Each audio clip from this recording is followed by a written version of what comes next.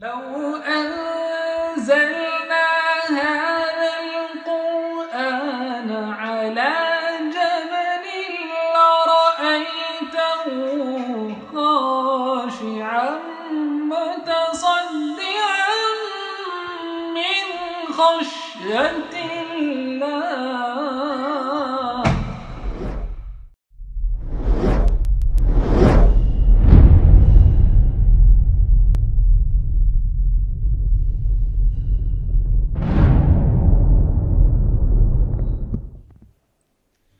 अल्हम्दुलिल्लाहि रब्बिल आलमीन वस्सलातु वस्सलामु अला रसूलिहिल करीम व अला आलिहि व अस्हाबिहि अजमईन अम्मा बाद अऊज़ु बिल्लाहि मिनश शैतानिर रजीम बिस्मिल्लाहिर रहमानिर रहीम इन्ना फी खल्क़िस समावाति वल अर्द वख्तिलाफिल लैलि वन नहार इन्ना फी ज़ालिका लाआयातिल लिल मुमिनीन बिस्मिल्लाहिर रहमानिर रहीम रब्बिश्रह ली सदरी वयस्सिर ली अमरी वहलुल उक़दतम मिन लिसानी यफ़क़हू क़ौली।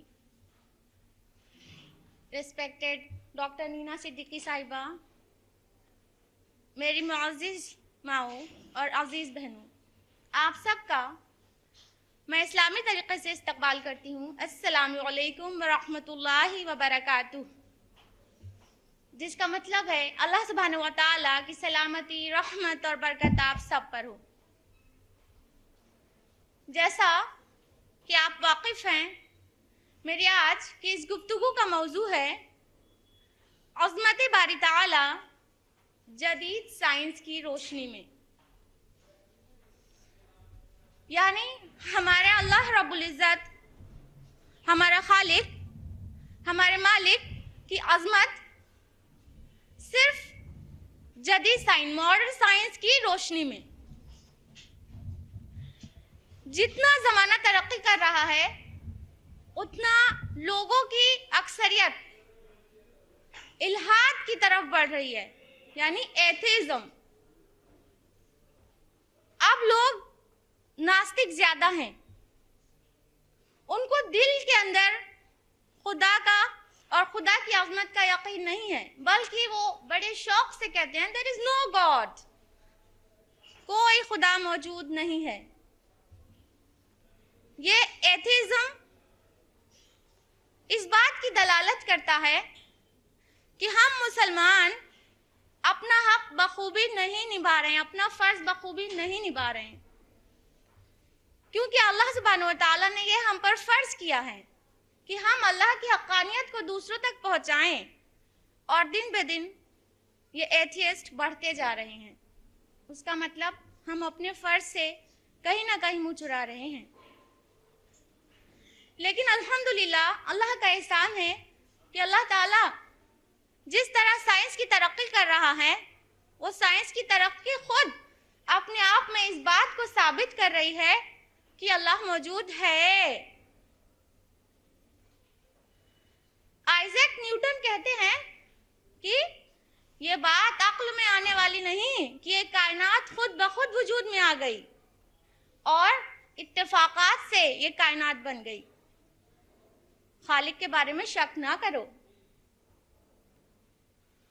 और जितना साइंस तरक्की कर रही है, अल्हम्दुलिल्लाह, लोगों को यकीन होता जा रहा है, जिनको नॉलेज है, जिनको हकीकी इल्म है, उनको यकीन होता जा रहा है अल्लाह बारी ताला है और वो हमारा खालिक और मालिक है और अज़ीम है। हाल ही में अमेरिका में एक बुक पब्लिश हुई है जिसका टाइटल है the evidence of God in an expanding universe, जिसका तर्जुमा उर्दू में भी हो चुका है, अब्दुल हमीद साहब ने किया है। उसमें 40 बहुत जय्यद साइंसदानों ने अल्लाह के बारे में गुफ्तगू की है और उसका नतीजा ये निकला। कहते हैं कि जैसे जैसे हमने साइंस में गौर व फिक्र किया और उसके इल्म में इजाफा हुआ, ये बात हमारे लिए यकीनी हो गई कि बगैर खालिके कायनात के, बगैर अल्लाह के कायनात वजूद में नहीं आ सकती, इस कायनात का एक खालिक है, एक मालिक है, उसका निज़ाम चलाने वाला है, मुदब्बिर है, जो कि बहुत हिकमत के साथ उसको चला रहा है और बहुत बसीरत के साथ उसने उसे पैदा किया है। लेकिन जो लोग एथियस्ट हैं, उनका रीजन ये है कि उनको डीप नॉलेज नहीं है। जो भी डीप नॉलेज गेन करता है उसे साबित हो जाता है अल्लाह सुब्हानहू व तआला की वजूद और उसकी किब्रियाई। आज साइंस एडवांस हो चुकी है, साइंस के जरिए हम अल्लाह के वजूद को प्रूफ कर सकते हैं और उसकी अजमत को भी, सिर्फ साइंस के जरिए। फ्रांसिस बेकन लिखते हैं, little knowledge of science makes you an atheist but an in depth study of science makes you a believer in God. Science की थोड़ी नॉलेज, थोड़ा इल्म आपको नास्तिक बना देता है, लेकिन साइंस के डीप नॉलेज, गहरी नॉलेज आपको अल्लाह में यकीन करने वाला बना देती है। तो जब मुताला होना चाहिए, हमारा गहरा होना चाहिए। और अफसोस होता है कि हम मुसलमान जो कहते हैं कि हम अल्लाह में यकीन रखते हैं, उसकी अजमत को जानते हैं, असल में उनका यकीन सिर्फ जुबानी है, उनका इकरार सिर्फ जुबानी है। इट्स अ रेशियल क्रीड, ये तो नस्ली अकीदा है कि अल्लाह एक है और हाँ सबसे बड़ा है। ये नस्ली अकीदा हमने अपना रखा है। जरूरत है पर्सनल कन्विक्शन की, जाती यकीन की। अगर हम कुरान मजीद में गौर व फिक्र करें और अगर साइंस जानते हैं तो बहुत अच्छा, लेकिन कुरान मजीद ही काफी है, उसका गौर व फिक्र ही हमारे लिए काफी है कि अल्लाह का वजूद और उसकी अजमत, उसकी बड़ाई, उसकी किब्रियाई बयान करने के लिए। ये मौजू जो हमने सिलेक्ट किया है, अज़मत बारी ताला जदीद साइंस की रोशनी में, इसकी वजह ये है क्योंकि लोग आज साइंस में ज़्यादा यकीन रखते हैं। हर चीज़ का जवाब उन्हें लॉजिकल चाहिए, तो अब लॉजिकली प्रूफ करना पड़ेगा, साइंटिफिकली प्रूफ करना पड़ेगा। और जो मुसलमान ज़्यादातर, जो अक्सरियत यहाँ पर मौजूद है, उनका रीज़न हमने बताया ही कि वो, उनको ज़ाती यकीन की ज़रूरत है और उनकी नॉलेज में जो कमी है वो भी भरपाई हो जाएगी इंशाअल्लाह। साइंस के साथ इंशाअल्लाह अज़मत उनके दिल में उतर जाएगी इंशाअल्लाह। मेरी कोशिश यही रहेगी। बहुत नाजुक मौजू है, बहुत हिम्मत जुटानी पड़ी है अल्लाह की अज़मत के बारे में कुछ कहने के लिए। अल्लाह की अज़मत, उसकी हम्द, उसकी तारीफ क्या कर सकते हैं हम अदना से गुनाहगार इंसान। बंदे से तेरी हम्द खुदाया मुहाल है, कुछ कह सकूं जुबां से मेरी क्या मजाल है। फिर भी एक अदना सी कोशिश के साथ आपको साइंस और कुरान दोनों के मेल से अल्लाह की आज़मत आपके साथ शेयर करने की कोशिश करने जा रहे हैं। अल्लाह सुब्हानहू व तआला फरमाते हैं कुरान मजीद में, सूरह फुस्सिलत, सूरह नंबर 41 आयत नंबर 53 में, सनूरीहिम आयातिना फिल आफाक़ि व फी अनफुसिहिम, अनकरीब हम तुम्हें दिखाएंगे अपनी निशानियां आफाक में भी, होराइजन में भी, और तुम्हारे अपने नुफूस में भी, तुम्हारी अपनी जानों में भी। अल्लाह ताला फरमाते हैं हम तुमको अपनी निशानियां दिखाएंगे आफाक में, होराइजन में, और तुम्हारे अपनी जान में भी, तुम्हारे अंदर भी। तो आइए सबसे पहले हम अपने अंदर अल्लाह की निशानियां देखें और उसकी अज़मत का पता लगाएं। अल्लाह सुब्हानहू व तआला ने इंसान को मिट्टी से पैदा फरमाया है। फरमाया सूरह मुमिनून में, सूरह नंबर 23 आयत नंबर 12 में, लक़द ख़लक़नल इंसाना मिन सुलालतिम मिन तीन, यकीनन हमने इंसान को बजती हुई मिट्टी से पैदा किया है। और साइंस भी, मॉडर्न बायोलॉजी भी आज इस बात को प्रूफ करती है कि इंसान की बॉडी में जो एलिमेंट्स हैं, जैसे oxygen, carbon, nitrogen, calcium, phosphorus, sulphur वगैरह वगैरह, वही एलिमेंट्स कमोबेश सॉइल में भी, मिट्टी में भी मौजूद हैं। साइंस इस बात को प्रूफ करती है और कबूल करती है कि इंसान जिस चीज का बना है वो मिट्टी में भी सेम एलिमेंट्स हैं। गौर का मकाम ये है कि ये मिट्टी से बना हुआ इंसान अल्लाह सुब्हानहू व तआला की सबसे बनाई हुई सबसे कॉम्प्लिकेटेड मशीन हो चुका है, मशीन है। जब अल्लाह ताला ने आदम अलैहिस्सलाम को पैदा फरमाया मिट्टी से और उसमें रूह फूंक दी, तो सारे कॉम्प्लिकेशन, सारी उसकी बनावट और सारी खासियत उसमें जा चुकी थी। तब तो साइंस एडवांस नहीं थी, लेकिन आज हमें साइंस बताती है कि ह्यूमन बीइंग अपने आप में कितना कॉम्प्लिकेटेड है। ना सिर्फ जज्बात, एहसासात, अक्ल, दानिश, बल्कि हमारे जो सारे सिस्टम्स हैं बॉडी के, जैसे सांस लेने के लिए रेस्पिरेटरी सिस्टम, डाइजेशन के लिए digestive system, blood circulatory system, excretory system, reproductive system, ये सब साइमल्टेनियसली वर्क करते हैं और हमें एहसास भी नहीं होता। हमारे बॉडी के अंदर जो ब्लड है वो मर्द में करीब 5 लीटर और औरत में 4.3 लीटर्स होता है। जो ब्लड है वो छोटी छोटी सेल्स से मिलकर बना है। उनमें से है आरबीसीज, रेड ब्लड कार्पसेल्स, जो बॉडी में बिलियंस के नंबर्स में होती हैं, लाखों, बहुत सारी। और 12 लाख से 2 करोड़ आरबीसीज, रेड ब्लड कार्पसेल्स जो कि सेल है, वो हर मिनट बनती है। 12 लाख से 2 करोड़ आरबीसीज। और ये आरबीसीज, ये ब्लड हमारी बॉडी में जिस तरह से फ्लो करता है, जिन वेन्स में फ्लो करता है, अगर उसको स्ट्रेच आउट कर दिया जाए, उसको एक साथ खींच के लंबा कर दिया जाए, तो कम से कम जमीन का 2.5 चक्कर लगाने के बराबर है ये ब्लड कैपिलरीज। क्या नहीं समझ में आई अल्लाह की आजमत? ये सिर्फ इतनी सी बॉडी में ब्लड कैपिलरीज इक्वेटर का 2.5 चक्कर, 2 से ज्यादा चक्कर लगाने के बराबर उसके लेंथ है। ये अल्लाह ही का बनाया हो सकता है और ये उसी की अजमत को शोभा देता है। अब अगर अपने डाइजेस्टिव सिस्टम को देखें तो उसमें भी बहुत अल्लाह की अजमत की निशानियां हैं। हमको खाना खाने के लिए क्या करना होता है? सिर्फ निवाला बनाया, मुंह में डाला, चबाया और निगल लिया। उसके बाद क्या कुछ हुआ आम इंसान को पता ही नहीं है। उसमें बहुत सारी निशानियां हैं। जब हम खाना खाते हैं, दांत से चबाते हैं, सलाइवा उसको स्लाइड बनाता है कि वो आसानी से नीचे जाए, हेल्प करता है डाइजेशन में। उसके बाद वो इसोफेगस से होता हुआ स्टमक में, जिसको आमाशय हिंदी में कहते हैं, स्टमक में जाता है। स्टमक के फंडस एरिया में फंडिक ग्लैंड्स होती हैं जो HCl प्रोड्यूस करती हैं, हाइड्रोक्लोरिक एसिड। ये रफ लैंग्वेज में तेजाब कहेंगे।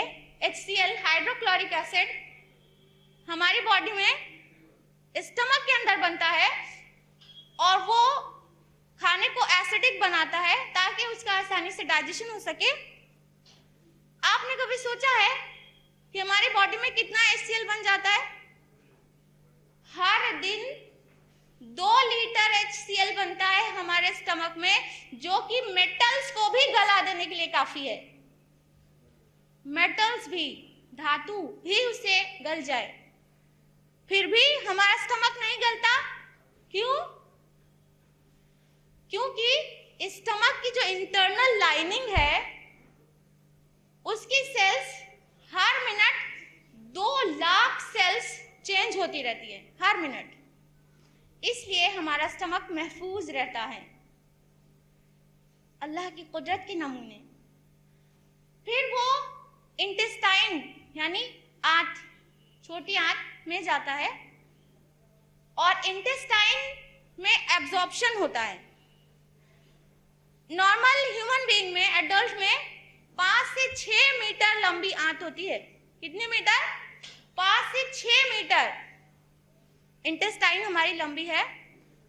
उसमें एब्जॉर्प्शन होता है, सिर्फ 5-6 मीटर का सरफेस उसे एब्जॉर्प्शन के लिए नहीं मिलता, जिससे हमें ताकत मिलती है। जो एब्जॉर्प्शन जब फूड का होता है, न्यूट्रिएंट्स का, जिससे हमें ताकत मिलती है, वो सिर्फ 5-6 मीटर के सरफेस से नहीं एब्जॉर्ब होता, बल्कि इंटेस्टाइन के अंदर विलाई नाम की फिंगर लाइक प्रोजेक्शंस हैं जो सरफेस एरिया को बढ़ा देते हैं।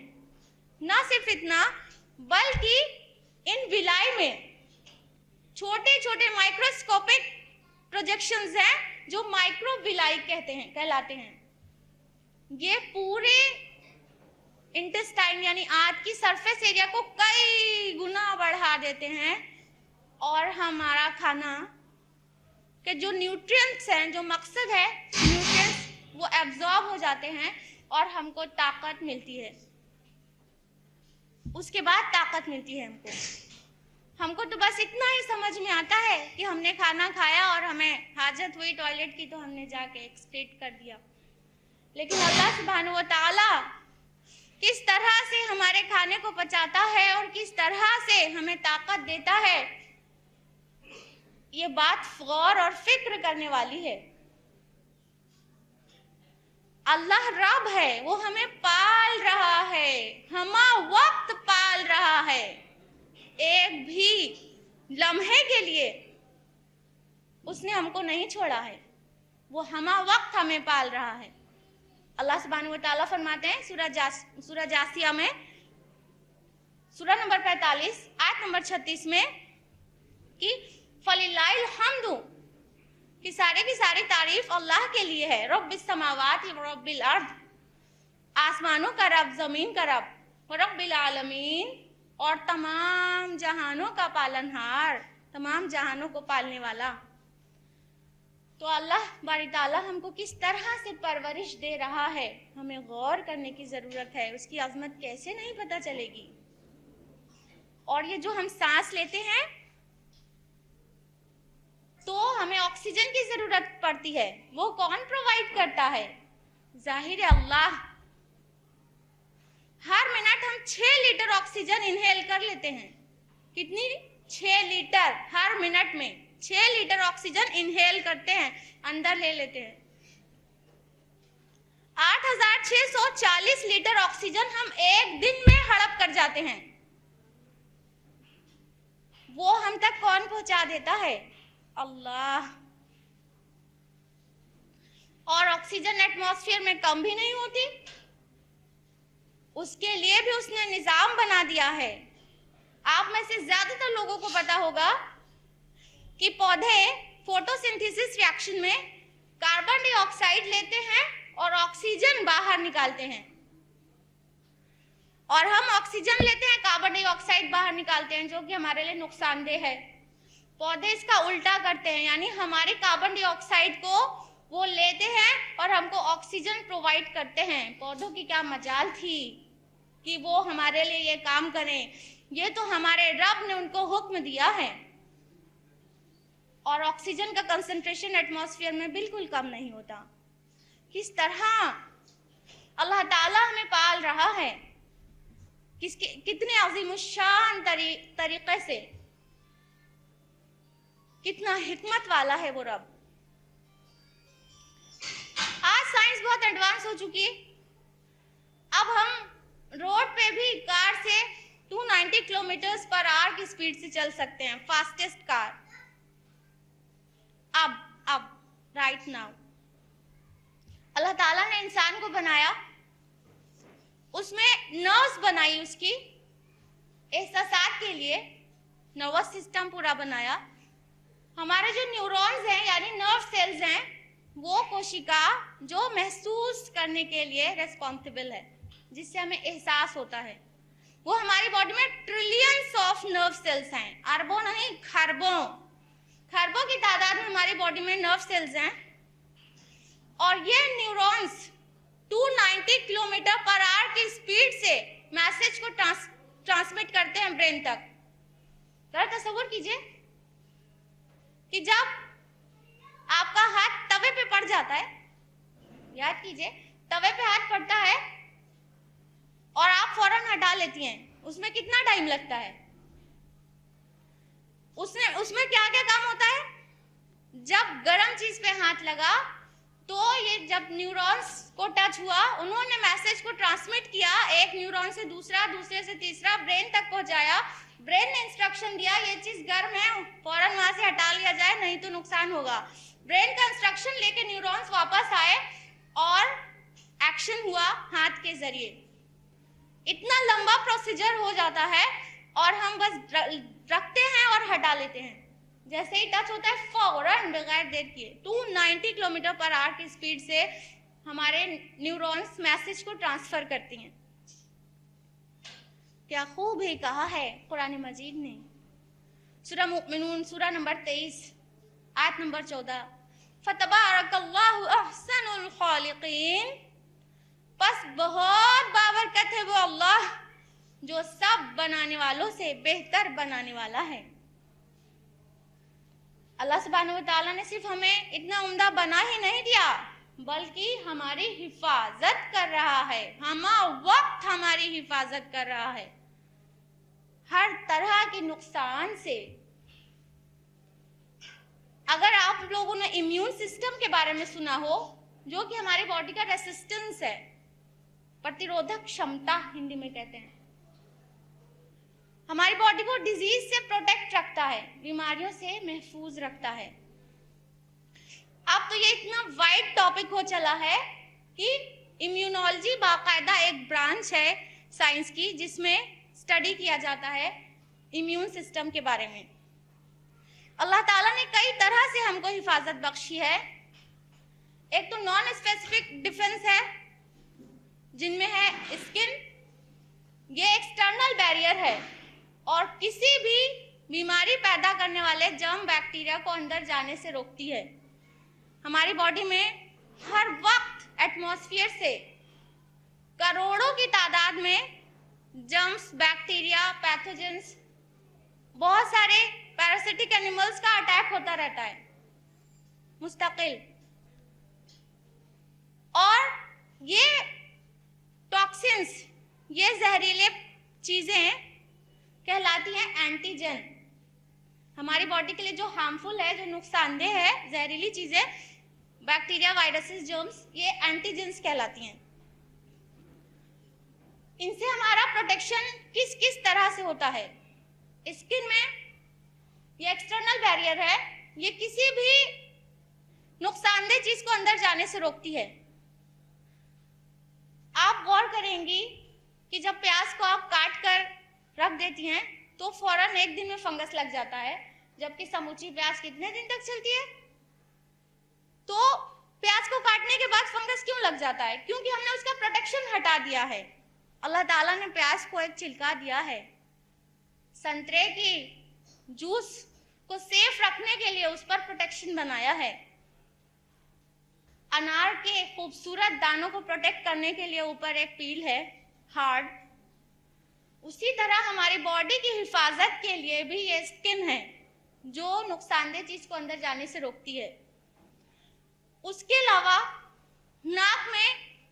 नाक के जरिए हमारे लंग्स में, हमारे फेफड़ों में कोई नुकसानदेह चीज ना चली जाए, नेजल हेयर्स हैं। कान के प्रोटेक्शन के लिए ईयर वैक्स है जो जर्म बैक्टीरिया को उसके अंदर रोक लेता है। ये सब एक्सटर्नल बैरियर्स हैं जो हमको प्रोटेक्ट करते हैं। उसके अलावा ब्लड में ट्रांसफेरेंस प्रोटीन है जो जर्म्स को पनपने से रोकता है, माइक्रोब्स को पनपने से रोकता है। उसके अलावा जब बॉडी पे अटैक हो ही जाए बैक्टीरिया का, वायरसेस का, किसी भी तरह के एंटीजन का, तो उससे फाइट करने के लिए अंदर सेना भी मौजूद है। जी हाँ, नेचुरल किलर सेल्स यानी लिम्फोसाइट्स, व्हाइट ब्लड कार्पसेल्स हैं, लिम्फोसाइट कहलाती हैं, सफेद खून की कोशिकाएं। टफ होता है थोड़ा हिंदी या उर्दू में साइंटिफिक टर्मिनोलॉजी बोलना। ये WBCs यानी लिम्फोसाइट्स लड़ती हैं एंटीजन से। उसके अलावा फैगोसाइट्स हैं, ये भी लिम्फोसाइट ही है एक्चुअली। फैगोसाइट में न्यूट्रोफिल्स और मोनोसाइट्स हैं, ये सेल्स हैं यानी कोशिकाएं हैं। न्यूट्रोफिल्स, मोनोसाइट्स बॉडी में टूटी फूटी सेल्स का सफाया करना और जितने भी माइक्रोब्स हैं उनकी सफाई घूम घूम कर करना इनका काम है। उनका इंजेक्शन कर लेती हैं और बॉडी को प्रोटेक्ट करती हैं। इस प्रोसेस को फैगोसाइटोसिस कहते हैं। ये फैगोसाइट्स एक्चुअली हमारी बॉडी में एक गश्ती सेना का काम करती हैं, कह सकते हैं mobile and fixed defence units हमारी बॉडी में प्रोटेक्ट रखती हैं। किसने कहा उनको हमारी बॉडी में प्रोटेक्शन बनाने के लिए? जाहिर है अल्लाह ने उन्हें ऐसा बनाया है हमको हिफाजत फराहम करने के लिए। उसके अलावा लिम्फोसाइट्स, WBCs की बी लिम्फोसाइट और टी लिम्फोसाइट एंटीजन से लड़ती हैं। टी लिम्फोसाइट को किलर भी कहते हैं क्योंकि वो डायरेक्ट एंटीजन पे अटैक करती है, और बी लिम्फोसाइट एक टाइप की सेल है जो कि पहले प्लाज्मा सेल में कन्वर्ट होती है और उसके बाद स्पेसिफिक डिफेंस प्रोवाइड करती है, यानी स्पेसिफिक एंटीजन को पहचान कर स्पेसिफिक एंटीबॉडी प्रोड्यूस करती है। और ये एंटीबॉडी प्रोटीन्स इम्यूनोग्लोब्युलिन्स कहलाती हैं। एंटीजन दुश्मन, एंटीबॉडी दुश्मन से लड़ने वाला। और ये एंटीबॉडी प्रोटीन्स इम्यूनोग्लोब्युलिन्स एंटीजन में फिट होकर एंटीजन के साथ जुड़कर बंध कर उन्हें इनएक्टिव कर देती हैं।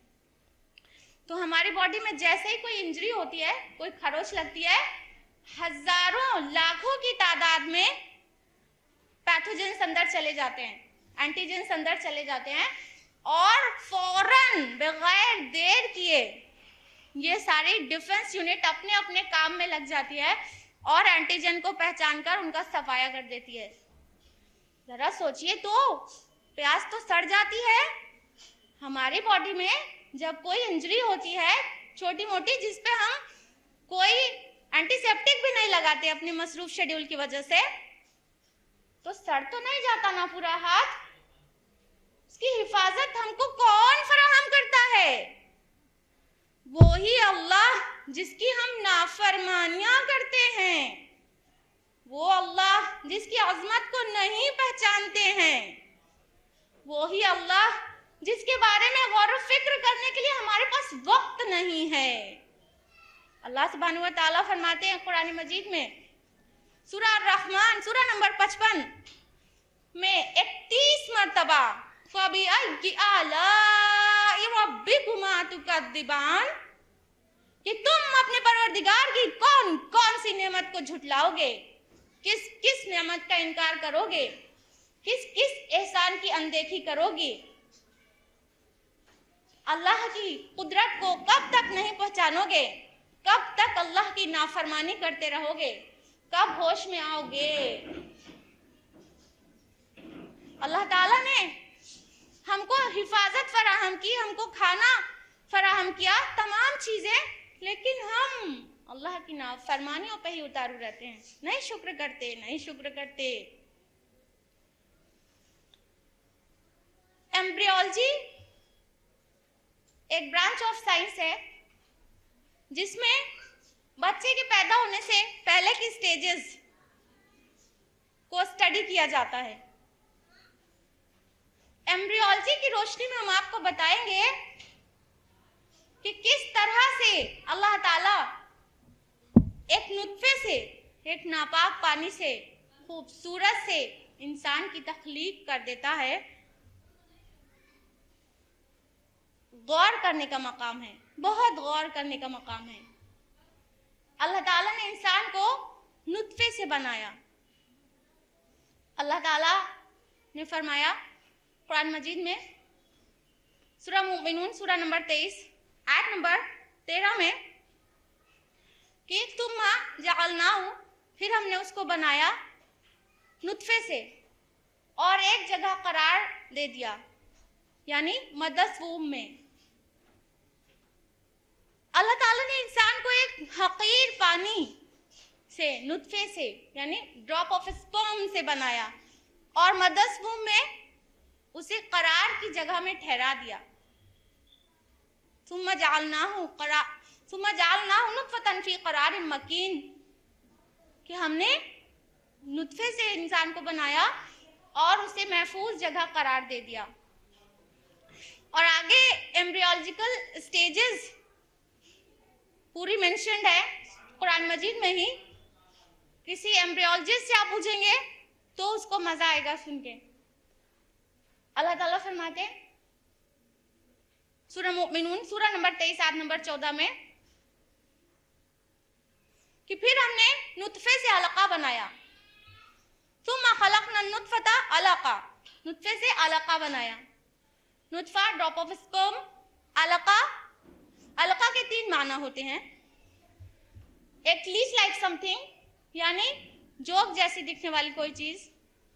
दूसरा समथिंग विच क्लिंग, और तीसरा ब्लड क्लॉट। इनिशियल स्टेजेस में एम्ब्रियो बिल्कुल ब्लड क्लॉट की तरह, ब्लड क्लॉट भी रहता है क्योंकि ब्लड वेसल्स बनी नहीं रहती। वो लीच लाइक भी दिखता है, जोक की तरह भी दिखता है। बिल्कुल ना सिर्फ दिखता है बल्कि वो उस तरह से बिहेव करता है, यानी मदर्स वूम से चिपक कर ब्लड सक करता है। लीच भी यही करता है। और तीसरा, वो मदर्स वूम में अंदर की वॉल को क्लिंग भी करता है। ये तीनों ही माना फिट होते हैं अल्हम्दुलिल्लाह कुरान मजीद में जो मेंशन्ड है। अल्लाह ताला एम्ब्रियोनिक स्टेजेस को कितना डिटेल में बता रहा है कि फिर हमने नुतफे से अलका बनाया। उसके आगे है फखलकनल अलकता मुज़गा, फिर हमने अलका से मुज़गा बनाया। मुज़गा कहते हैं च्यूड लाइक समथिंग को, च्युइंगम को चबाकर बाहर निकालिए जैसा दिखेगा उसको मुज़गा कहते हैं। अल्लाह ताला फरमाते हैं हमने फिर मुज़गे की शक्ल में बनाया। यानी अलका और मुज़गा स्टेज में अगर हम देख लें, फीटस एम्ब्रियो देख लें तो शायद डर जाएं। उन स्टेजेस से होकर इंसान आया है। उसके बाद फरमाया फखलकनल मुज़गता इज़ामा, फिर मुज़गा से हमने हड्डियां बनाई। फकसौनल इज़ाम लहमा, फिर हड्डियों पर गोश्त पहनाया। सुम्मा अंशअनाहु खल्कन आखर, फिर उसे अलग ही बनावट में पैदा कर दिया। फतबारकल्लाहु अहसनुल खालिकीन, बस बहुत बाबरकत है अल्लाह सब कारीगरों से बेहतर कारीगर। ये तमाम एम्ब्रियोनिक स्टेजेस हमको बता रही हैं कि अल्लाह कितना अजीम है। और एम्ब्रियोलॉजी के बारे में कुछ बोलना, बीइंग अ नॉन डॉक्टर, एक डॉक्टर ना होते हुए भी डॉक्टर स्पेशली गायनिकोलॉजिस्ट के सामने मेरे लिए सिर्फ हिम्मत ही नहीं जसारत और हिमाकत की बात है। अल्लाह ताला फरमाते हैं आगे सूरह ज़ुमर में सूरह नंबर 39 आयत नंबर 6 में कि हमने इंसान को उसकी माँ के पेट में पैदा किया 3 अंधेरों के बीच। ज़ुल्मातिन सलासा लफ्ज़ का इस्तेमाल हुआ है 3 अंधेरों के बीच। आज मॉडर्न एम्ब्रियोलॉजी हमको बताती है ये 3 अंधेरे क्या हैं। ये 3 प्रोटेक्टिंग लेयर हैं। प्रोफेसर कीथ मूर, जो कि टोरंटो यूनिवर्सिटी कनाडा के एनाटॉमी डिपार्टमेंट के हेड और एम्ब्रियोलॉजी के प्रोफेसर हैं, वो बताते हैं ये कुरान में जो 3 अंधेरे 3 लेयर्स मेंशन्ड हैं वो क्या हैं। Number 1, anterior abdominal wall of the mother, माँ के अंदर वाली एब्डोमिनल वॉल, और दूसरी यूटेराइन वॉल, और तीसरी एमनियोकोरियोनिक मेम्ब्रेन। ये 3 अंधेरे जिसको कुरान ने कहा ये 3 प्रोटेक्टिंग लेयर्स हैं कि किस तरह से अल्लाह बारी ताला मदर्स वूम में हमारी हिफाजत करता है। और हमको सुनने और देखने वाला भी, यानी समाअत और बसारत, साइट और हियरिंग भी उसी के अंदर डेवलप कर देता है। अल्लाह ताला फरमाते हैं सूरह अद्दाहर सूरह नंबर 76 आयत नंबर 2 में कि हमने इंसान को मिले जुले नुत्फे से बनाया है नब्तली, ताकि उसका इम्तिहान ले, फजअलना समीअन बसीरा, उसे सुनने और देखने वाला बना दिया। पहले हुक्म हुआ, फरमाया कि पहले सुनने वाला बनाया फिर देखने वाला। आज मॉडर्न एम्ब्रियोलॉजी भी इस बात को तस्लीम कर रही है। अब वो कह रही है हाँ 24th वीक के बाद हियरिंग सेंस डेवलप होता है, उसके बाद साइट 28th वीक के बाद देखने की कुव्वत यानी साइट डेवलप होती है। ये अल्लाह ताला ने मदर्स वूम में कैसे कैसे कर दिया, कभी हमने गौर किया है? जो साइंस जानते हैं उन्होंने गौर किया है, और जो साइंस नहीं जानते हैं कुरान मजीद में हमने तदब्बुर किया है।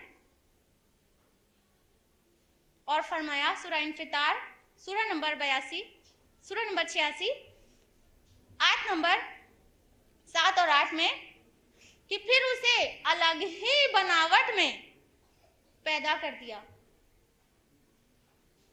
जिस सूरत में हमने चाहा उसे पैदा कर दिया। और बेशक अल्लाह ही ने सूरत दी है, वो अल मुसव्विर है। कभी हमने गौर किया? और नहीं किया तो क्यों नहीं किया? हमने इन बातों का शुक्र अदा किया।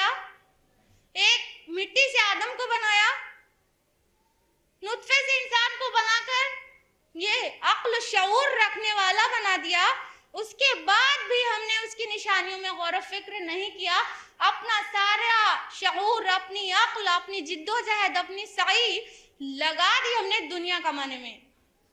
हमारे पास वक्त नहीं है अल्लाह की अजमत को पहचानने के लिए, बिल्कुल वक्त नहीं है गौर करने के लिए, कुरान मजीद में तदब्बुर करने के लिए। किस बात का हम अल्लाह पर ईमान रखते हैं? जुबानी, सिर्फ जुबानी। कभी हमने अपने खाने के बारे में सोचा है कि हमें खाना कहाँ से हासिल होता है? कभी गौर किया है? अल्लाह ताला फरमाते हैं सूरह रूम में सूरह नंबर 30 आयत नंबर 44 में कि हमने इनको डराने के लिए और खौफ दिलाने के लिए और उम्मीद दिलाने के लिए हम बिजलियां चमकाते हैं और आसमान से पानी बरसाते हैं, फिर उससे मुर्दा जमीन को जिंदा कर देते हैं। और गौर व फिक्र करने वालों के लिए, मोमिनीन के लिए इसमें बहुत सारी निशानियां हैं। अल्लाह ताला ने फरमाया इसमें बहुत सारी निशानी है। जरा सोचो तुम्हारा खाना कैसे बन जाता है, तुम्हें खाना कहाँ से मिलता है? जो हमें गरीब को देने में परेशानी होती है, गोया पैदा हुए तो लेकर आए थे, कहाँ से बनता है? इंसान बीज ही तो बोता है, सिर्फ बीज तो बोता है।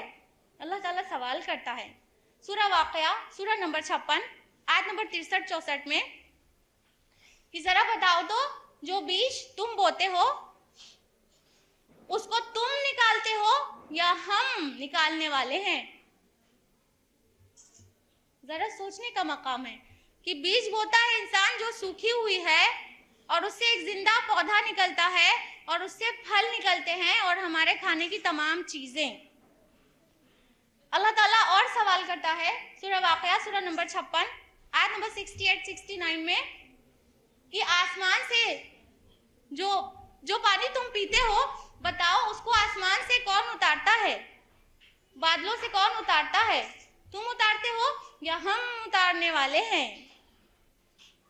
अल्लाह ताला चाहता है हम गौर करें, इन बातों का जवाब ढूंढें, तो हम फाइनली अल्लाह तक पहुंच जाएंगे, उसकी किब्रियाई अजमत को पहचान जाएंगे।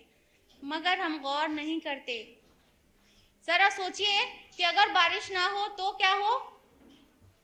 हमारा खाना कहां से आए? और अगर बारिश ज्यादा हो जाए तो क्या हो? कभी गौर किया है? अल्लाह सुब्हानहू व तआला फरमाते हैं सूरह मुमिनून में सूरह नंबर 23 आयत नंबर 18 में कि हम आसमान से नाप कर अंदाजे से पानी को उतारते हैं और उसे जमीन में ठहरा देते हैं। जो अल्लाह बारिश करने पर कादिर है, क्या वो इस बात पर कादिर नहीं कि क्या वो 20 साल तक लगातार बारिश ही करता रहे या 20 साल तक बारिश ही ना हो? बिल्कुल वो इस बात पर भी कादिर है। उसके बावजूद अल्लाह ताला अंदाजे से नाप कर पानी उतारता है जमीन पर जितने की हमें जरूरत है। आसमान से बारिश होती है, वो जमीन के अंदर फिल्टर होकर पानी चला जाता है। कोई दुनिया का साइंटिस्ट है जो तमाम दुनिया के लोगों के लिए वाटर फिल्टर बना दे? यानी कोई ऐसा फिल्टर जितने जितने रोए जमीन पर इंसान है सब उसे सेटिस्फाई हो सके, सबको एक फिल्टर से पानी मिल सके। अल्लाह ताला ने उसका इंतजाम कर दिया है। आसमान से बारिश होती है और वो जमीन के अंदर पानी फिल्टर होकर इकट्ठा हो जाता है, जिसको हम अपनी बोरिंग मशीन से खींच लेते हैं, हैंडपंप से, कुएं से खींच लेते हैं और फिर वेस्ट करते हैं। और वेस्टेज जो हमारा है, वेस्टेड वाटर, वो नालियों से होता हुआ, नालों से होता हुआ नदियों और फाइनली समंदर में मिल जाता है और वहां से फिर एवोपोरेट होकर ऊपर उठता है, आसमान में जाता है और ठंडा होकर बादलों की शक्ल लेता है। और फिर बादल जब बहुत बड़े हो जाते हैं तो वो गिरने लगते हैं और इस तरह से बारिश होती है। और ये वाटर साइकिल चलती रहती है बगैर हमारे एक दमड़ी पे किए हुए।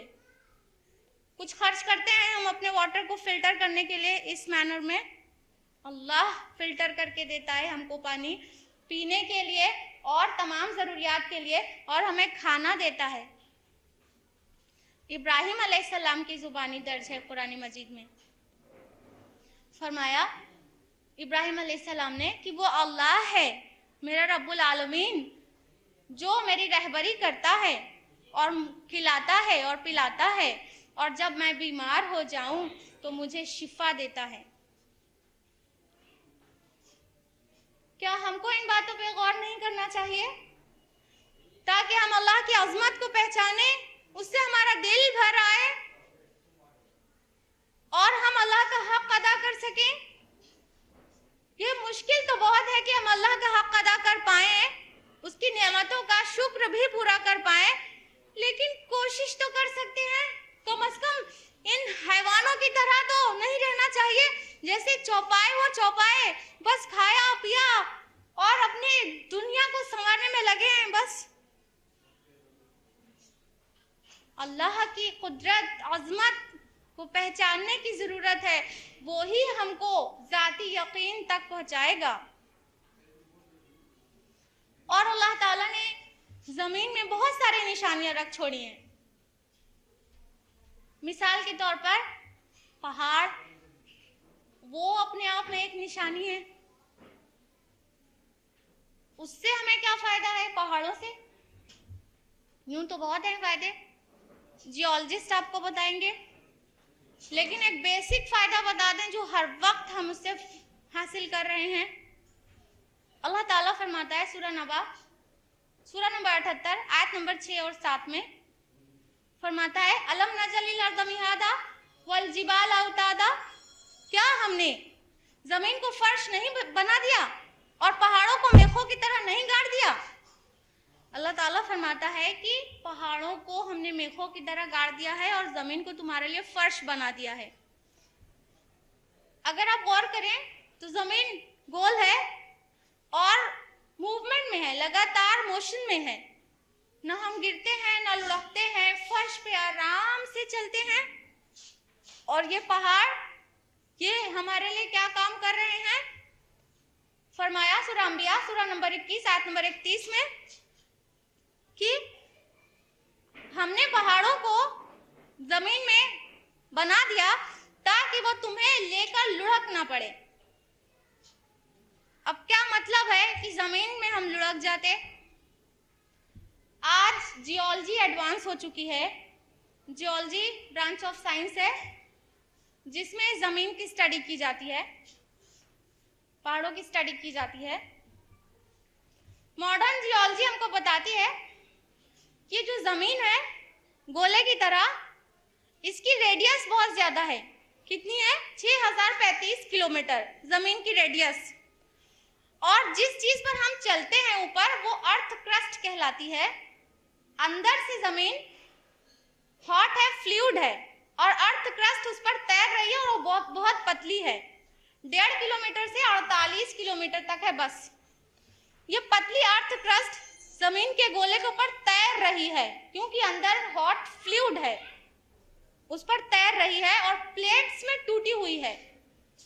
तो चूंकि अर्थ क्रस्ट जो बाहरी लेयर है ये उसके अंदर अर्थ पर तैर रही है, इसलिए जहां जहां प्लेट्स में टूटी हुई है वहां वहां माउंटेन रेंजेस हैं कि अल्लाह ताला ने पहाड़ को इस तरह से अर्थ क्रस्ट में गाड़ दिया ताकि ये अर्थ क्रस्ट शेक ना करे, हिले डुले ना जब हम जमीन पर चलें।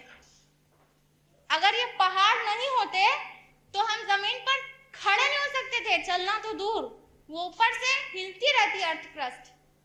तो अल्लाह ताला ने हमारे चलने का इंतजाम कर दिया है, जमीन को बिल्कुल पाक साफ शफाफ फर्श बना दिया और बिल्कुल स्टेबल कि हम आसानी से उस पर मूव कर सकते हैं। अल्लाह सुब्हानहू व तआला फरमाते हैं सूरह बकरा सूरह नंबर 2 आयत नंबर 29 में कि जमीन में जो कुछ भी है वो हमने तुम्हारे लिए पैदा किया है। सुभान अल्लाह, अल्लाह ने हमारे लिए ये सब कुछ बनाया, हमारी खिदमत में लगा दिया और हर एक बनाई हुई चीज अल्लाह की वक्त हमारी खिदमत में लगी हुई है।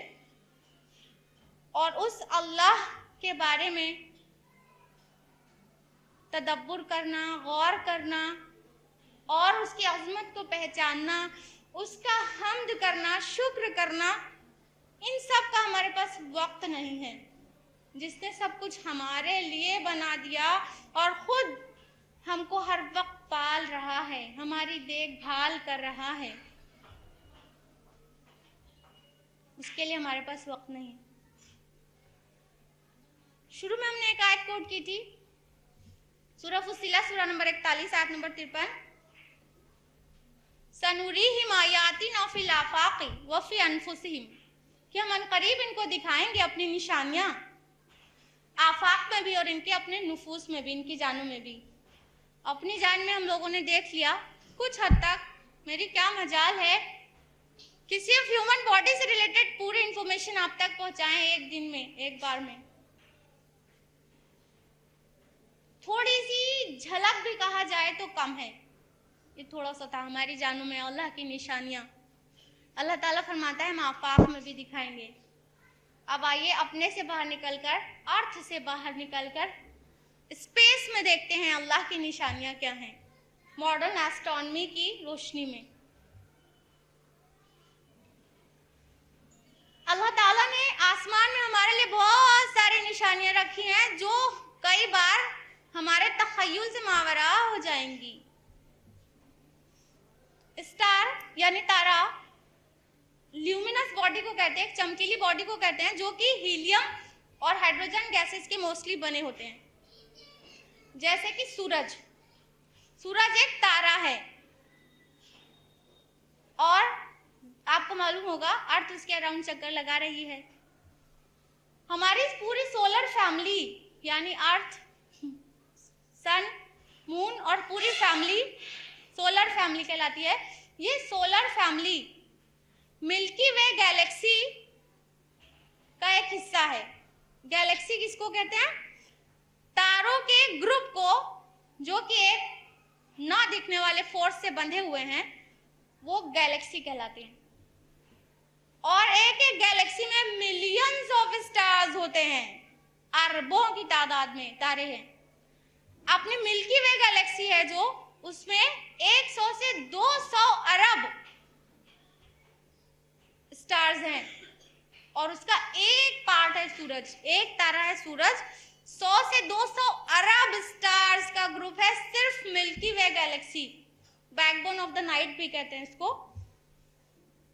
और मिल्की वे गैलेक्सी के अराउंड हमारा सूरज चक्कर लगा रहा है एक फिक्स्ड पॉइंट को पर, जिसको अब सोलर एपेक्स नाम दिया गया है।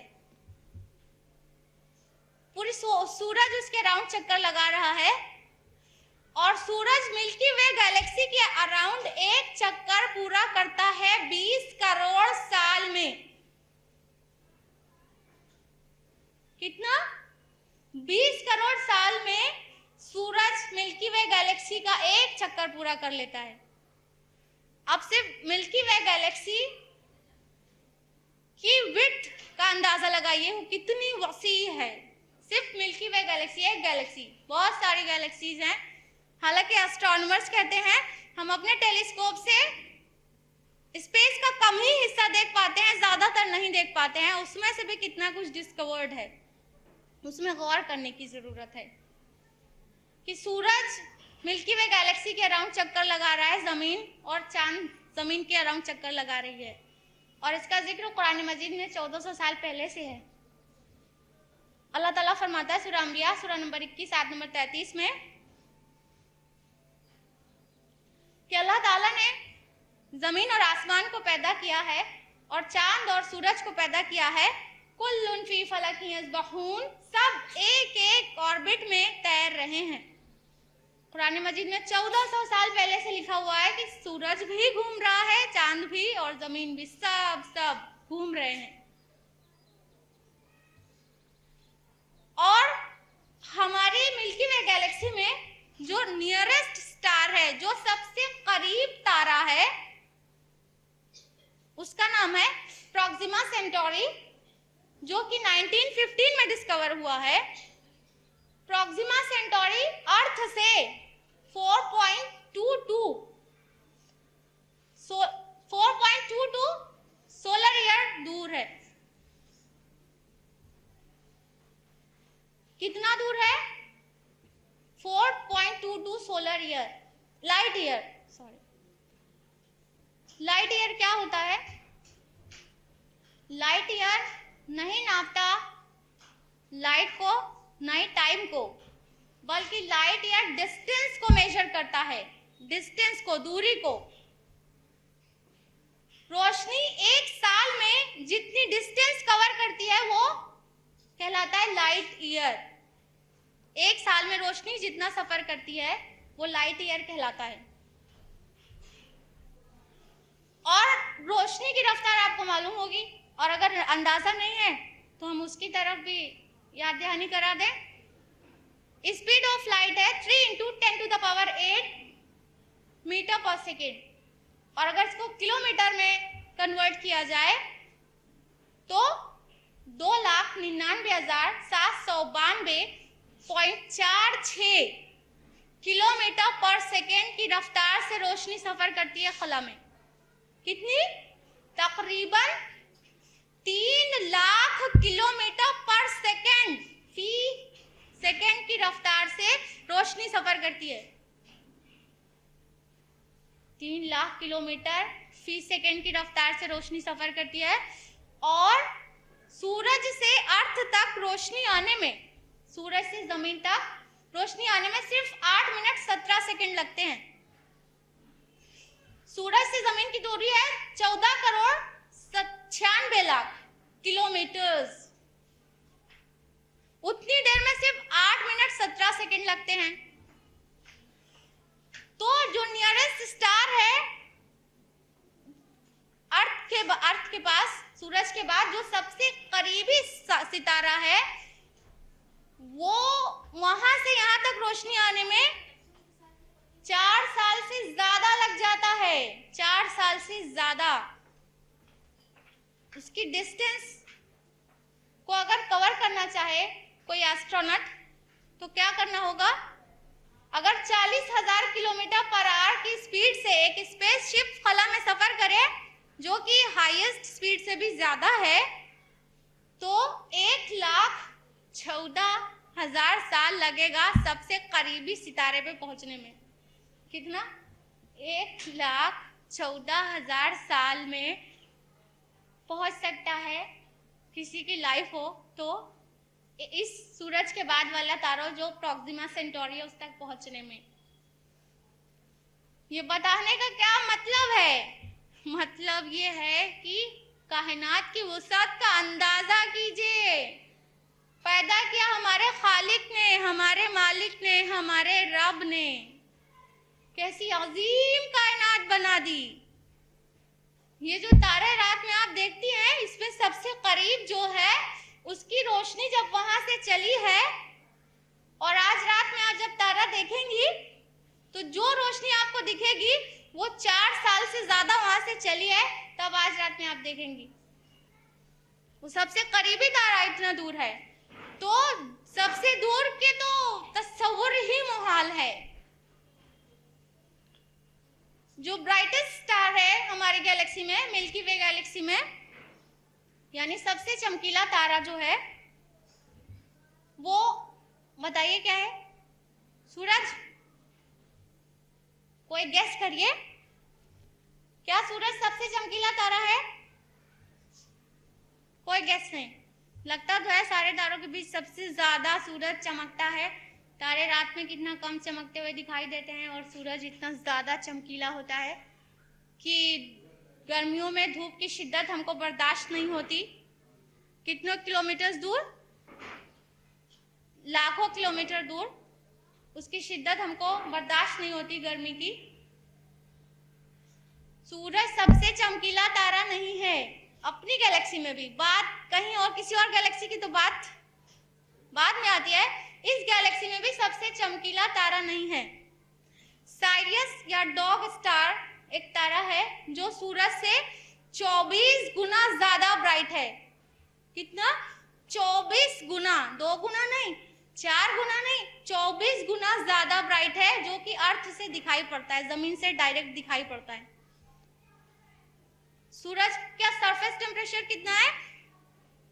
5606 डिग्री सेंटीग्रेड, 5500 डिग्री सेंटीग्रेड के बराबर है सूरज का सरफेस टेम्परेचर। कोर की तो बात मत करिए, कोर का तो 5.5 करोड़ डिग्री सेंटीग्रेड टेम्परेचर है अपने सूरज का। सरफेस टेम्परेचर खाली 5500 डिग्री सेंटीग्रेड है। और साइरियस या डॉग स्टार उससे 24 गुना ज्यादा ब्राइट है। तो उसके टेम्परेचर का अंदाजा कीजिए। Who made this? किसने बनाया? अल्लाह ने। सिर्फ साइरियस नहीं, ये तो हमारी जमीन से दिखता है। जो तारे हमारी जमीन से डायरेक्ट नहीं दिखते, उनमें से प्रोबेबली एस्ट्रोनॉमर्स का मानना है कि सिग्नस OB2 नंबर 12 नाम का स्टार है, जो कि सूरज से कितना गुना ज्यादा चमकीला है? 6 मिलियन टाइम्स, 60 लाख गुना ज्यादा चमकीला है सूरज से। 60 लाख गुना। अब उसकी चमक का, उसके टेम्परेचर का अंदाजा करना आपका काम है, और साथ साथ में अल्लाह की कुदरत और अजमत को पहचानना भी। हमने क्या समझ लिया था अपने रब को? इतना अजीम तस्वुर किया था। जब हम रुकू में जाते हैं, कहते हैं सुब्हान रब्बियल अज़ीम, पाक है मेरा रब जो बहुत अजमत वाला है। तो क्या हम उसकी अजमत को पहचानते हुए कहते हैं, दिल की गहराइयों से कहते हैं? और अगर नहीं तो अब ऐसा करेंगे कि नहीं? जब हम रुकू में सुब्हान रब्बियल अज़ीम कहेंगे तो उसकी अजमत से कांपते हुए इंशाअल्लाह। यह है अल्लाह जिसने आसमान में तारों को, किस कदर चमकीले तारों को बना दिया।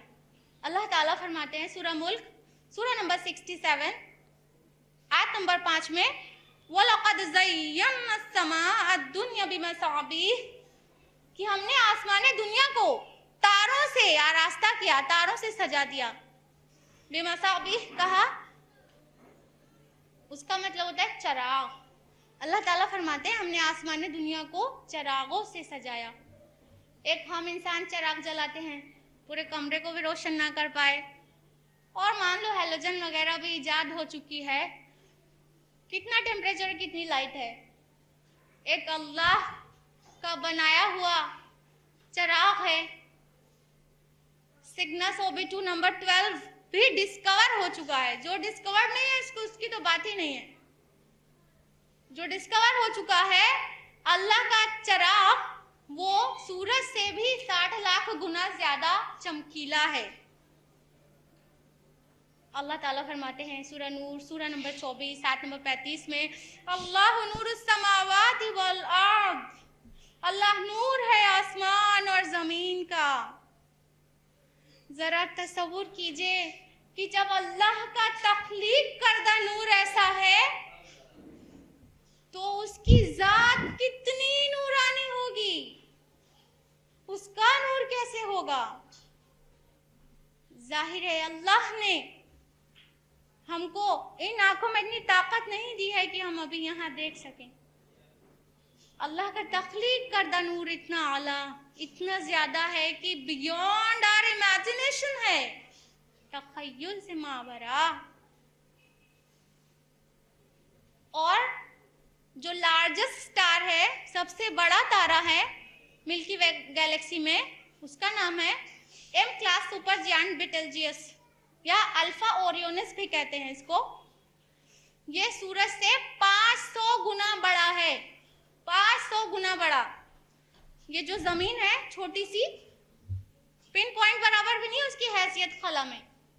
ये छोटी जमीन है जिसके अंदर इतने फितने हैं, फसाद है, हिर्स है, बुग़्ज़ है, हसद है, जलन है, एक दूसरे से बढ़ निकलने की चाह है। ये सारे फितने हम ये जो अर्थ पे मचाए हुए हैं जमीन पे, वो बहुत छोटी सी है। ये हम सारे के सारे लोग बहुत छोटी सी जमीन पर रहते हैं। जमीन से 100 गुने से ज्यादा बड़ा है सूरज, और सूरज से 500 गुना बड़ा स्टार अपनी गैलेक्सी में मौजूद है। जरा उसकी साइज का अंदाजा कीजिए। किसने बनाया, किसने बनाया? फतबारकल्लाहु अहसनुल खालिकीन, कि बड़ा बाबरकत है अल्लाह जो सब कारीगरों से बेहतर कारीगर है। सूरह मुमिनून सूरह नंबर 23 आयत नंबर 14।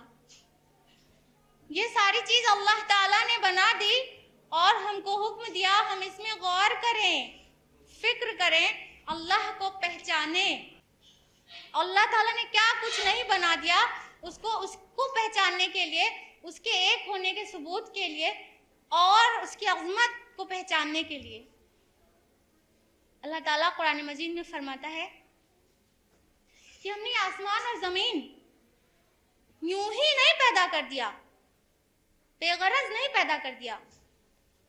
और फरमाया सूरह दुखान में सूरह नंबर 44 आयत नंबर 38 में कि हमने आसमान और जमीन और उनके बीच जो कुछ है कुछ खेल के तौर पर नहीं पैदा कर दिया। तो फिर किस लिए पैदा किया है?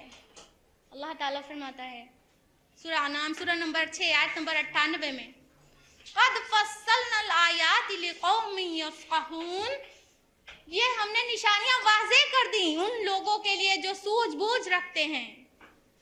अल्लाह ताला ने ये निशानियां हमको गौर फिक्र करने के लिए छोड़ी है ताकि हम उससे पहचान जाएं अपने रब को और मुती फरमाबरदार हो जाएं उसकी आज़मत का एहसास करके। ये साइंस हमको मदद करती है अल्लाह ताला की आज़मत को पहचानने में, वरना ये पूरा नहीं था, ये एक झलक भी नहीं थी अज़मत की अल्लाह की। अल्लाह तो बहुत अजीम है, लेकिन हमने उसको नहीं पहचाना। अल्लाह ताला फरमाते हैं सूरह हज में सूरह नंबर 22 आयत नंबर 74 में, मा क़दरुल्लाह हक़्क़ क़द्रिही, कि तुमने नहीं पहचाना हक अल्लाह का, तुमने अल्लाह की वो कद्र ना की जो उसकी कद्र करने का हक था। वो अज़ीमुश्शान रब हमारा, हमने उसकी वो कद्र ना की। किस कदर हमको झिंझोड़ा जाता है, बावजूद उसके हम अपने रब को नहीं पहचानते। विलियम हर्शल कहते हैं कि जैसे जैसे साइंस डेवलप होती गई वैसे वैसे खालिके कायनात मालिक अज़ली के वजूद पर नाकाबिले तरदीद बुराहीन यानी सबूतों में इजाफा होता चला गया। चुनांचे बायोलॉजी, फिजिक्स, मैथमेटिक्स और एस्ट्रोनॉमी के माहिरीन यानी एक्सपर्ट्स ने उस अजीम इल्मी इमारत को पुख्ता करने के लिए एक दूसरे की मदद की, और वो अजीम इल्मी इमारत है अल्लाह वादहू ला शरीक की अजमत की इमारत। तो ये साइंस की मदद से हम अल्लाह की अजमत को भी पहचान सकते हैं। मुसलमान को क्या हो गया कि वो जितना ज्यादा तालीम याफ्ता होता है दीन से दूर होता जाता है, खुसूसन कुरान से दूर होता जाता है। अगर वो कुरान के करीब आएगा तो और ज़हीन हो जाएगा। हम ऐसे क्यों हो गए? ये हमारी गफलत सारी इसी वजह से है कि हम कुरान मजीद को नहीं पढ़ते, नहीं समझते, उसमें गौताजनी नहीं करते। अगर हम कुरान मजीद पढ़ें और अगर साइंस जानते हैं तो बहुत अच्छा, तो अल्लाह की अजमत को बेहतर तरीके से पहचान पाएंगे। अल्लाह की अजमत तो हर जर्रे में है, हर तरफ है, हर तरफ जिधर नजर उठा लें, हर जा तेरी कुदरत के हैं लाखों जलवे, हैरान हूं इन दो आंख से क्या क्या देखूं। अल्लाह की अजमत के नमूनों से, कुदरत के नमूनों से पूरी कायनात पुर है। ज़रूरत है हमें उसे महसूस करने की और उसकी हम्दो सना करने की, उसकी तस्बीह बयान करने की। कुरान मजीद में लिखा हुआ है सूरह नहल सूरह नंबर 16 आयत नंबर 49 में कि ज़मीन और आसमान में जो कुछ भी है जानदार सब अल्लाह को सजदा करते हैं, मगर हम अशरफुल मखलूकात औलाद आदम को अल्लाह को सजदा करने में आर है।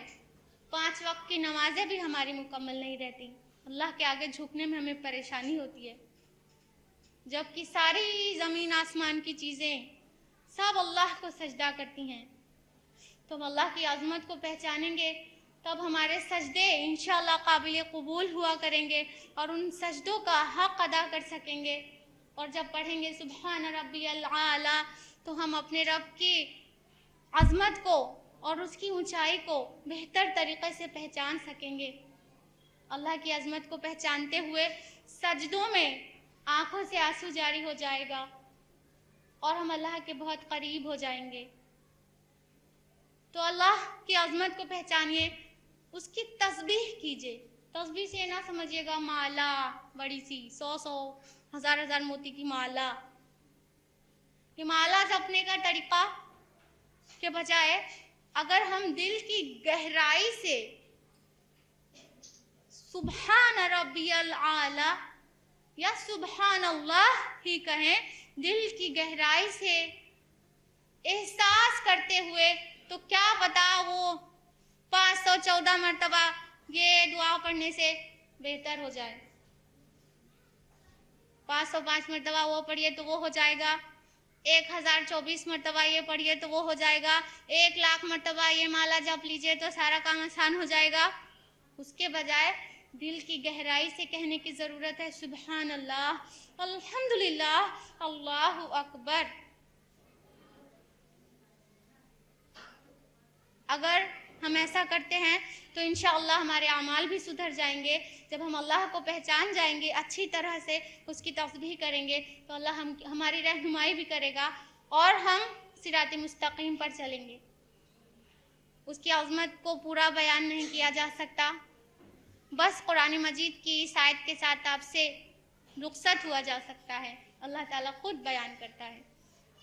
फरमाया सूरह लुक़मान में सूरह नंबर 27 सूरह नंबर 31 आयत नंबर 27 में वलौ अन्नमा फिल अर्द शजरतिन अक़लाम, अगर ज़मीन के सारे दरख्त, सारे पेड़ की कलम बना दिए जाएं, वल बहरु यमुद्दुह, और समंदरों की स्याही हो, समंदर इंक में तब्दील कर दिया जाए, मिन बादी सबअतन अबहुर, और उसके बाद 7 समंदर और सप्लाई में लगा दिए जाएं, मा नफिदत कलिमातुल्लाह, तो अल्लाह की कलमे ना तमाम हो, अल्लाह की बात ना पूरी हो।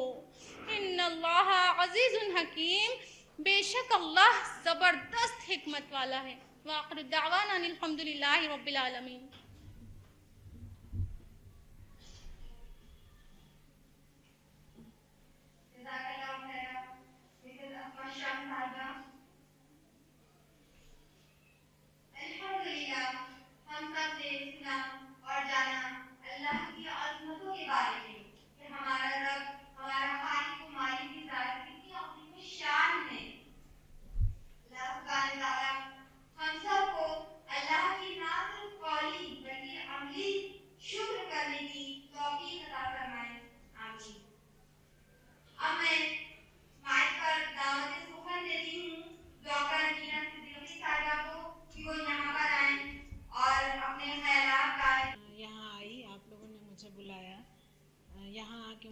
चला कि ये एक बहुत बड़ा मजमा है, एक बहुत बड़ी एक जगह है। मुझे पहले ये सब नहीं मालूम था, लेकिन मैं यहाँ आके बहुत खुश हुई क्योंकि मुझे वो चीज़ें दिखी, वो चीज़ें पता चली जो मैंने पढ़ी थी, देखी थी, लेकिन उनके मॉडल्स, उनके बारे में बहुत अच्छा सब चीज़ें इन्होंने लगा रखा है।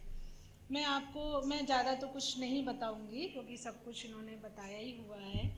मैं एक ब्राह्मण परिवार में पैदा हुई, पली बढ़ी, और उसके बाद मैंने मेडिकल किया। उसमें मैंने मेरे हस्बैंड जो डॉक्टर रईस अहमद सिद्दीकी हैं, उनसे शादी की। उसके बाद मैंने इस्लाम कबूल किया। शुरू में तो मेरे को कुछ ख़ास समझ में नहीं आया, लेकिन अब मैं इस बात से बहुत ज़्यादा खुश हूँ कि मेरे ये जो अल्लाह ताला के बारे में जानना, जो उनके बारे में समझना, जो उनको महसूस करना, ये मुझे पहले नहीं महसूस हुआ, और मुझे अब इतना ज़्यादा सुकून, इतनी ज़्यादा शांति, इतनी ज़्यादा खुशी अंदर से है जो मेरे को पहले कभी भी नहीं मिली। मेरे लिए ये सबसे बड़ी बात है। ये कोई बड़ी बात नहीं कि मेरी ये उपलब्धि है कि मेरा पहले छोटा नर्सिंग होम था, बड़ा हुआ, लेकिन ये सबसे बड़ी उपलब्धि है, सबसे बड़ी चीज़ है कि मैं अल्लाह ताला के बारे में कुछ जान रही हूँ, उनको महसूस करती हूँ, और उनके बारे में और ज़्यादा से ज़्यादा जानना चाहती हूँ।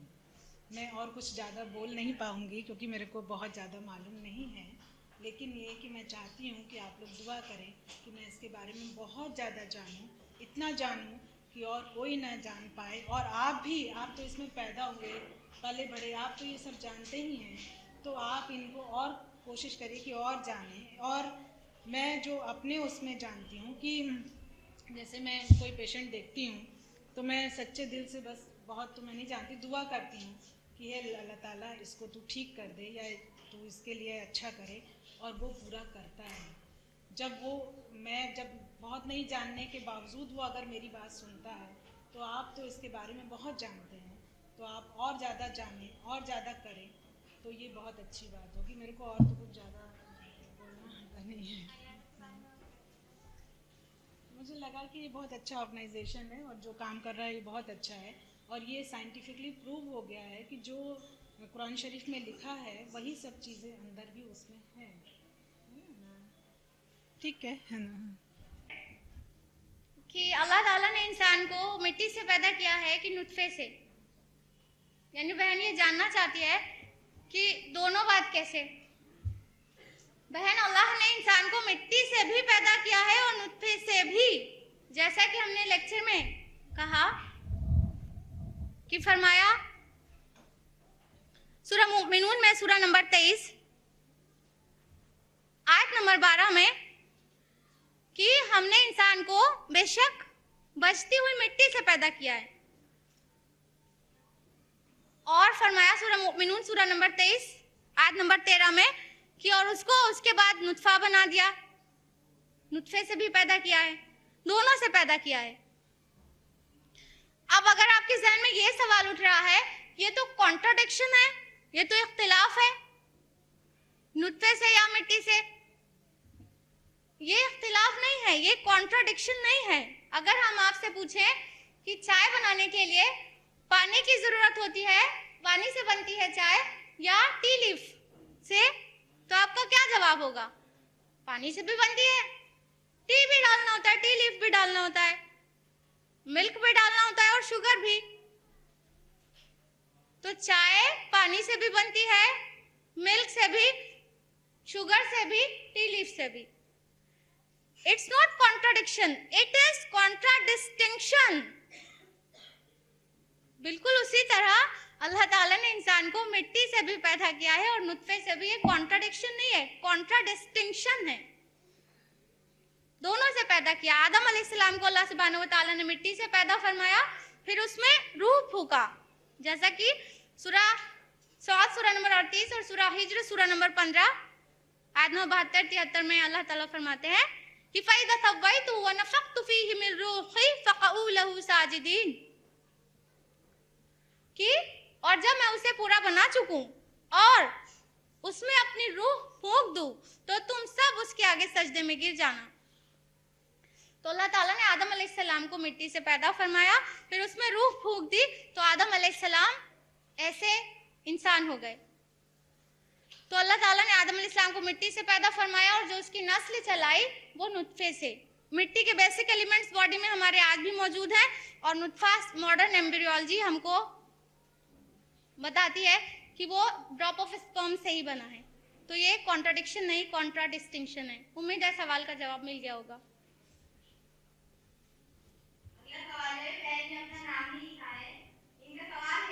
ये मजमून तो आमतौर से लड़कियां पढ़ रही हैं, मेहरबानी करके कुछ ऐसा बताएं जिससे लड़कियां दीन की तरफ जाएं, टीवी, घूमना फिरना, बेपर्दगी छोड़ें, दीन जानें। बहन का बहुत प्रैक्टिकल सवाल है कि ये तो पढ़ लेंगी बुक्स में क्योंकि इंटरेस्टिंग टॉपिक है, कुछ ऐसा बताइए जिससे वो बाअमल हो जाएं, टीवी देखना छोड़ें और घूमना फिरना छोड़ें। और क्या क्या छोड़ने के लिए आपने कह दिया। बहन इतनी सारी पाबंदी लगा देंगे एक साथ तो सुधरने के बजाय और जिद में बिगड़ जाएंगे लोग। अल्लाह ताला फरमाता है सूरह नहल सूरह नंबर 16 आयत नंबर 125 में, उदउ इला सबील रब्बिका बिल हिकमा वल मौइज़तिल हसना वजादिलहुम बिल्लती हिया अहसन।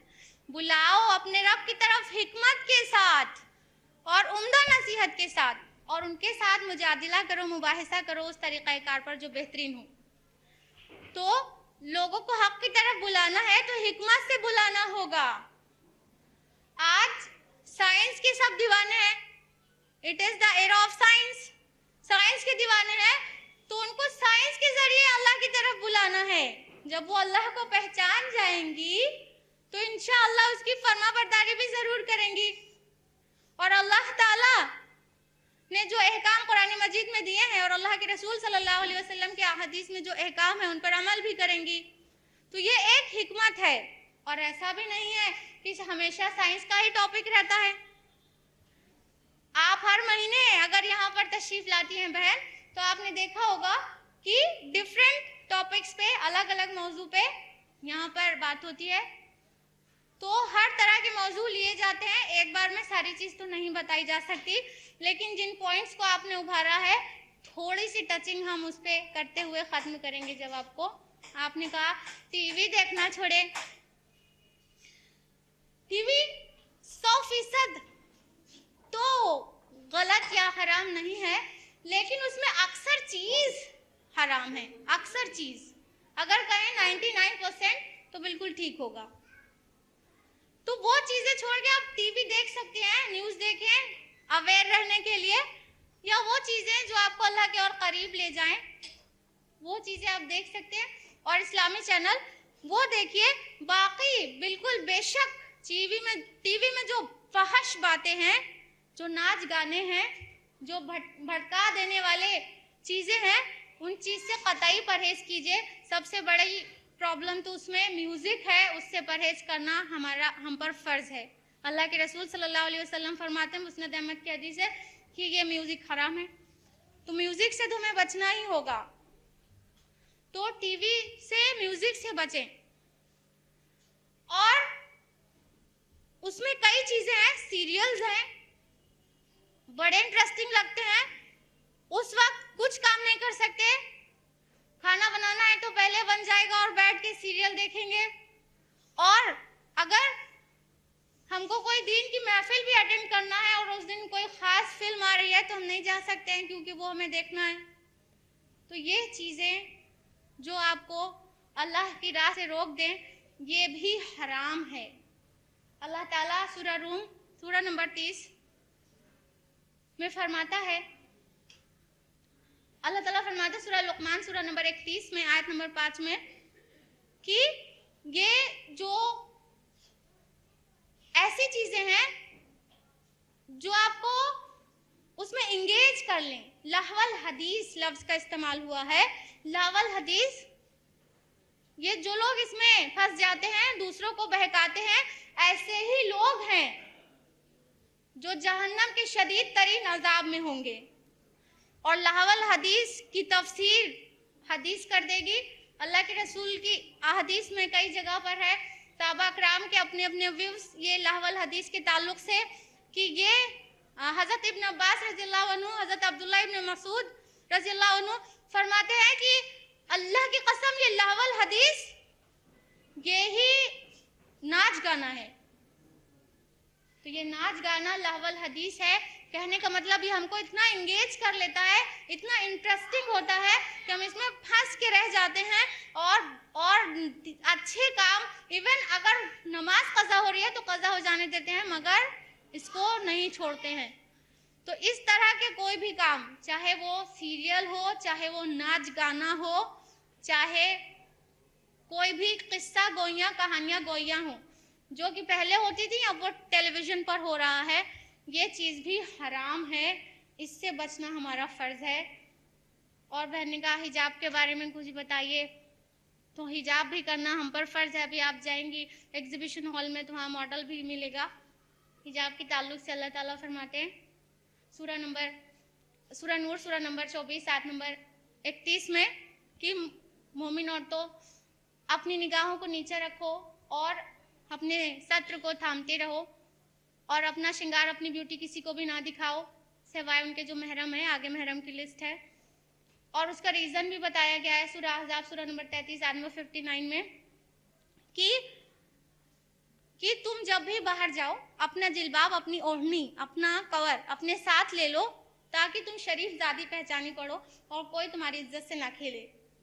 तो ये हिजाब ये भी हम पर फ़र्ज़ है और ये हिजाब हमारा प्रोटेक्शन है ताकि कोई हमारी इज्जत के साथ छेड़छाड़ ना करे। तो इसको ऑप्शनल मत लीजिए कि जिसका जी चाहे करे और जिसका जी चाहे ना करे। और हिजाब के बेसिकली 6 पॉइंट्स होते हैं, बहुत ब्रीफ में बता दें कि सत्र ढका हुआ होना चाहिए और इतना चेहरा और कलाई तक हाथ छोड़कर पूरा जिस्म सत्र है ख़वातीन का। मर्दों का नाफ से लेकर घुटने तक सत्र है। सत्र ढका होना चाहिए, टाइट फिटिंग नहीं होना चाहिए, ट्रांसपेरेंट नहीं होना चाहिए लिबास और इतना भड़कीला नहीं होना चाहिए कि ऑपोजिट सेक्स को, गैर जिन्स को अट्रैक्ट करे, मुतासिर करे। और ऑपोजिट सेक्स का नहीं होना चाहिए, यानी औरत मर्द के कपड़े ना पहने, मर्द औरत के कपड़े ना पहने।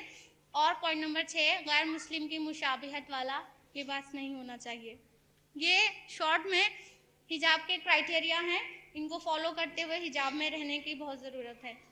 बहन आपकी दरख्वास्त पर हमने आपके जो डिमांड थी उसको पूरा की और उम्मीद करते हैं कि बहनें बाअमल भी हो जाएंगी इंशाअल्लाह और गुमराही से बच जाएंगी। उम्मीद है सवाल का जवाब मिल गया होगा।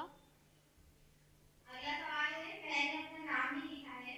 इनका सवाल है, सारी मजहबी किताबों में है कि इंसान एक जोड़े से आदम और बीवी हवा से पैदा हुआ, लेकिन साइंस में ओरिजिन ऑफ साइंस कुछ और कहती है कि इंसान पहले बंदर थे, मतलब आदि मानव। फिर धीरे धीरे एवोल्यूशन के बाद आज का इंसान बना और इनके फॉसिल्स मौजूद हैं। इसके लिए ऐसे लोगों को कैसे समझाएं? बहन का सवाल है कि सारी मजहबी किताबें कहती हैं कि इंसान आदम और हवा से पैदा हुआ है, एक मर्द और औरत के जोड़े से पैदा हुआ है, जबकि डार्विन्स थ्योरी कुछ और ही कहती है कि वो पहले आदि मानव बंदर थे और एप से हमारा डेवलपमेंट हुआ है। तो ऐसा मानने वालों को कैसे समझाएं? फिर हिकमत से समझाने की ज़रूरत है। आपने डार्विन्स थ्योरी सुना होगा, डार्विन्स थ्योरी, डार्विन की परिकल्पना, उसकी थ्योरी। डार्विन्स थ्योरी सिर्फ थ्योरी थी, एक उनकी सोच थी डार्विन की। उनके दिमाग में ऐसा आया और उन्होंने लिख दिया कि डेवलपमेंट धीरे धीरे हुआ है और अपनी बुक में लिखा है उन्होंने ओरिजिन ऑफ स्पीशीज में कि लोएस्ट एनिमल सबसे पहले बने, फिर उससे हायर कैटेगरी के और इस तरह से होते हुए फाइनली इंसान बना है और वो एप की अगली कड़ी है। ये डार्विन की अपनी सोच थी, ये फैक्ट नहीं है। आज साइंस एडवांस हो चुकी है, आज हमको साइंस बताती है कि डार्विन थ्योरी, कई साइंटिस्ट कहते हैं डार्विन की थ्योरी बिल्कुल भी नाकाबिले कबूल है, किसी लेवल पर वो मानने लायक नहीं है कि इंसान किसी और जेंडरा से बना है। इनफैक्ट कोई एक जीन भी एक स्पीशीज से दूसरे स्पीशीज में कन्वर्ट होने के चांसेस वो है नेग्लिजिबल हैं। जब बहुत म्यूटेशंस होते हैं करोड़ों साल में, तब कोई जीन में तब्दीली ऐसी हो सकती है, वरना नॉर्मली एक जीन दूसरे में बदल जाना नामुमकिन के बराबर है। तो अब साइंटिस्ट खुद ही डार्विन्स थ्योरी को गलत मान रहे हैं, उसको कबूल नहीं कर रहे हैं। कहीं नहीं पढ़ा होगा आपने डार्विन्स फैक्ट।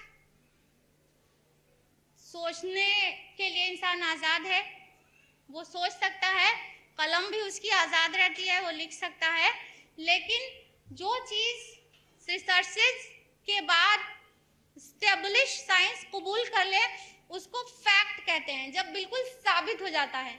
ये बात हर की साबित शुदा नहीं है कि एक से दूसरे जेंडरा बने हैं, बल्कि ये सिर्फ एक सोच थी, एक थ्योरी थी, जो कि अब साइंटिस्ट ने बिल्कुल कतई ठुकरा दिया है और उसके बहुत सारे सबूत मौजूद हैं। तो इसके ऊपर बिल्कुल यकीन करने की ना आपको जरूरत है, बल्कि दूसरे को समझाने की जरूरत है कि ये फैक्ट नहीं, मॉडर्न साइंटिफिक फैक्ट नहीं, फैक्ट उसको कहते हैं जो स्टेब्लिश हो गया हो।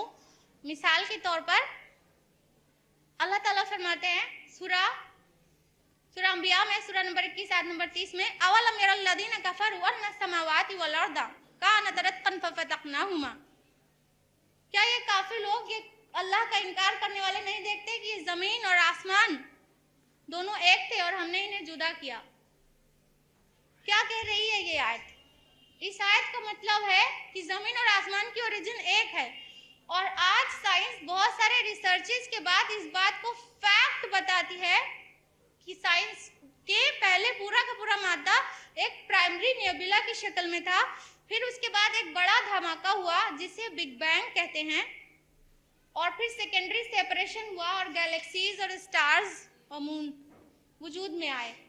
ये अब फैक्ट बन चुका है, अब साइंस इसे कबूल कर चुकी है।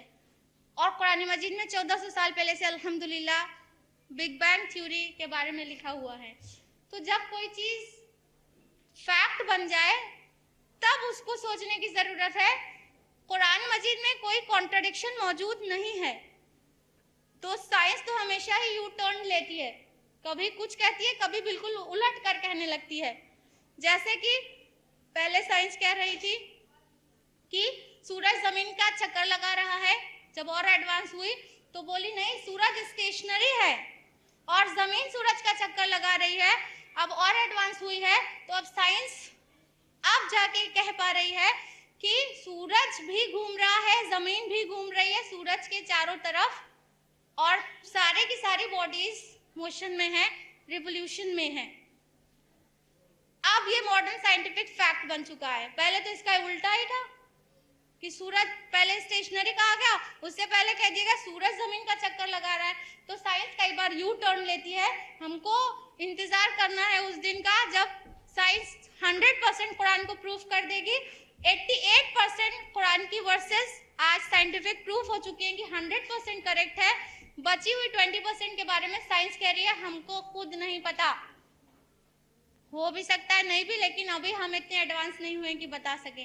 तो कुरान में कोई भी कॉन्ट्रडिक्शन नहीं है, जरा भी नहीं है, बल्कि अल्लाह का जो कलाम है वो ही हक है। उम्मीद है सवाल का जवाब पूरा हुआ होगा।